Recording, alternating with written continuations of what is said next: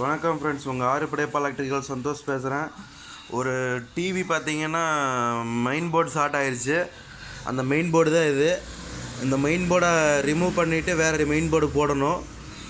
ஒரு 1 hour time கொடுங்க. அந்த 1 ஹவர்லாம் ரீஃபண்ட் பண்ணிவிட்டு உங்களுக்கு மறுபடியும் வந்து பேசுகிறேன். ஒரு 5 மினிட்ஸ், சரியா?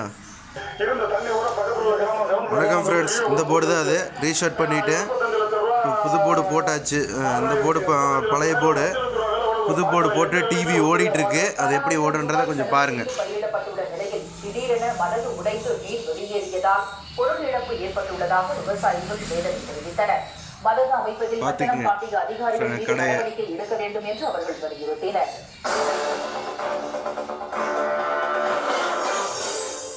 உலக குத்துச்சண்டை போட்டி தங்கம் வெல்வாரா இந்தியாவின் அமித் பன்ஹார்